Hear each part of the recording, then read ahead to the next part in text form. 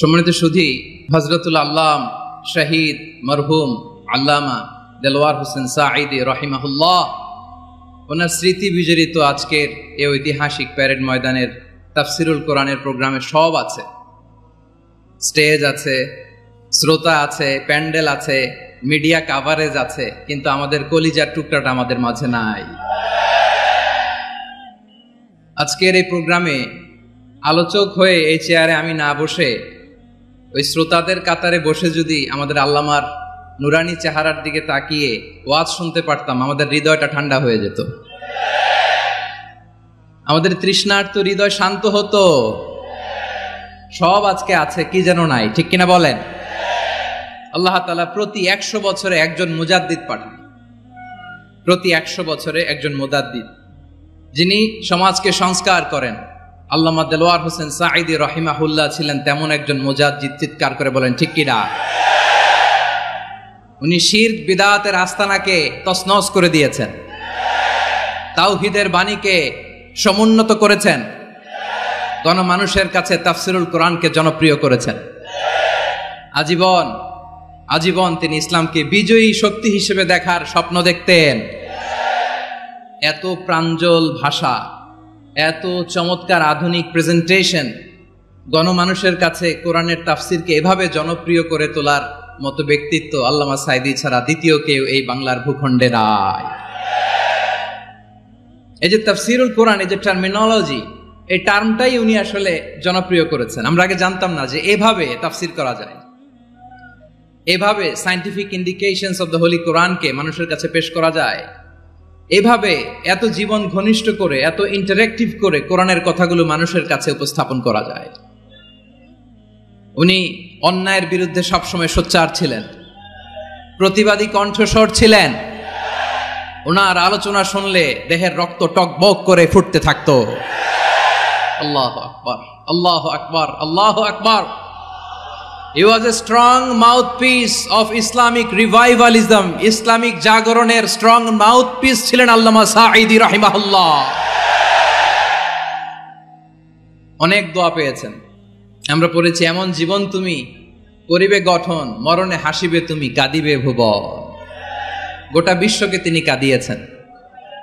আল্লামা যখন ইন্তেকাল করলেন, আমি তখন মালয়েশিয়া থেকে যুক্তরাষ্ট্রে একটা কনফারেন্সে যোগ দিতে যাচ্ছি, কাতার এয়ারলাইন্সে। মালয়েশিয়া থেকে দোহাতে নামলাম।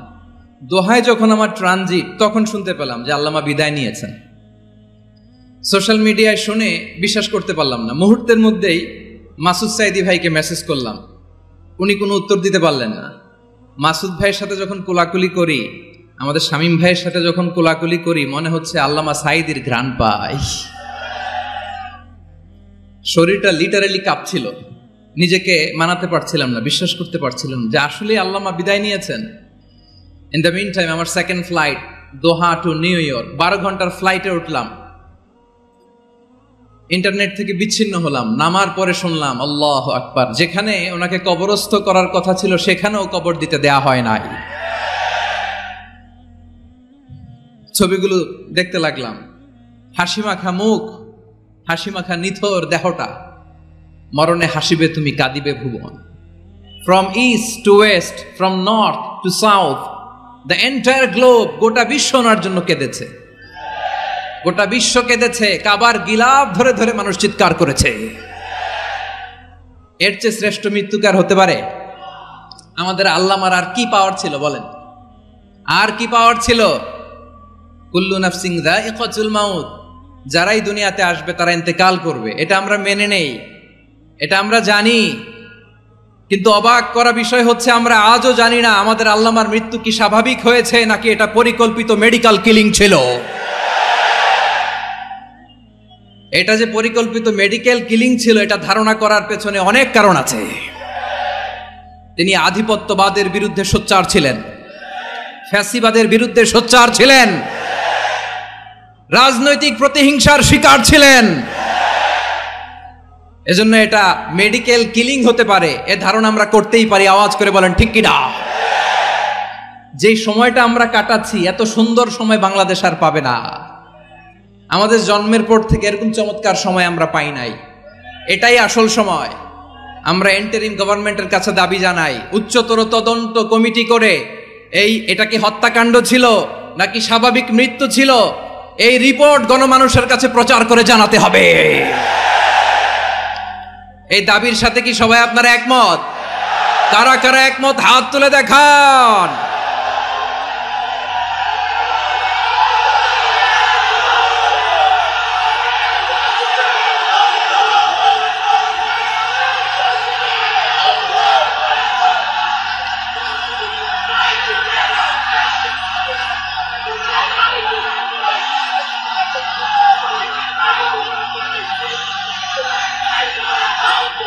আমার প্রিয় ভাইয়েরা, প্রিয় চট্টলাবাসী, আল্লাহ তাআলা তার এই মুখলেস গোলামকে তার জান্নাতুল ফেরদাউসের মেহমান হিসেবে কবুল করুক, তার জীবনের সকল খেদমাগুলোকে কবুল করুক, জান্নাতুল ফেরদাউসের আলা মাকামে তাকে মেহমান হিসেবে কবুল করুক। আল্লামা শহীদ দেলোয়ার হোসেন সাঈদ রাহিমাহুল্লাহ, উনি ছাড়াও এই ঐতিহাসিক ময়দানে কথা বলেছেন আল্লামা লুৎফুর রহমান রাহিমাহুল্লাহ। চলে গিয়েছেন আমাদেরকে ছেড়ে। তিনি বলতেন, ইনশাআল্লাহ মিজান আবার আসবে। হুজুর আমি তো আসলাম, আপনি তো আমাদেরকে ছেড়ে চলে গেলেন। আল্লাহু আকবার, আল্লাহু আকবার, আল্লাহু আকবার। গলায় কোনো সুর ছিল না, সুর দিয়ে কথা বলতেন না, কিন্তু এত চমৎকার শব্দের বুনন, এত চমৎকার প্রেজেন্টেশন, এত চমৎকার ভাবে ঐতিহাসিক বর্ণনাগুলো তিনি উপস্থাপন করতেন। মন্ত্রমুগ্ধ হয়ে আমরা আল্লামা লুৎফুর রহমানের কথা শুনেছি। আমরা হযরতুল আল্লাম লুৎফুর রহমান রাহিমাহুল্লাহর জন্য এই বিশাল ময়দান থেকে দোয়া করছি, আল্লাহ তাআলা তুমি তোমার এই খাদেমকে জান্নাতের মেহমান হিসেবে কবুল করে নাও। আরো অনেক আল্লামারা এখানে কথা বলেছেন, বিশেষ করে বাইতুল শরফের মরহুম পীর সাহেব হুজুর থেকে শুরু করে আরো যারা যারা তারকাতুল্য ওলামায়ে কেরাম এই চট্টগ্রামের ময়দানে কথা বলেছেন, আলো ছড়িয়েছেন। আমরা এই লক্ষ লক্ষ তাওহীদি জনতাকে নিয়ে তাদের জন্য দোয়া করছি, আল্লাহ তাআলা ওনাদের জীবনের সকল ভুল ত্রুটি ক্ষমা করে দিয়ে তাদেরকে জান্নাতুল ফেরদাউসের মেহমান বানিয়ে নিক। প্রিয় ভাইয়েরা, আমি নগণ্য একজন কোরআনের ছাত্র, এত বিশাল মঞ্চে এত বড় প্ল্যাটফর্মে কথা বলা আমার জন্য সাজে না। তারপরও আমাদের মুরব্বীরা আমাদের ডানে বায়ে বসে আছেন, ওনাদের আদেশ ক্রমে, ওনাদের অনুমতি ক্রমে কিছু কথা আজকের এই ঐতিহাসিক প্রোগ্রামে আপনাদের সামনে উপস্থাপন করার চেষ্টা করব। ওমা তাওফীকি ইল্লা বিল্লাহ। প্রিয় ভাইয়েরা, 5 দিন ব্যাপী এই তাফসীরুল কোরআনের প্রোগ্রামে অনেক ওলামা হযরত কথা বলেছেন। যারা কোরআন সুন্নাহ থেকে আমাদেরকে কোরআনের কথাগুলো শোনালেন, আমরা যেন সেগুলো আমল করতে পারি, আল্লাহ আমাদেরকে তৌফিক দান করুক। শুরুতে আমাদের নিয়তটাকে খালিস করে নেওয়া দরকার। এই যে গ্যাদারিং, এই যে হিউজ শোডাউন, এগুলো যদি আমাদের নিজেদেরকে পরিবর্তন না করে তাহলে এতে কোনো লাভ নাই। জোরে বলেন ঠিক কিনা? এই প্রোগ্রাম যদি আমাদের জীবনকে পরিবর্তন করে, আমাদের চিন্তার ডিএনএ কে চেঞ্জ করে দেয়, তাহলেই চট্টগ্রামের প্যারেড ময়দান সার্থক।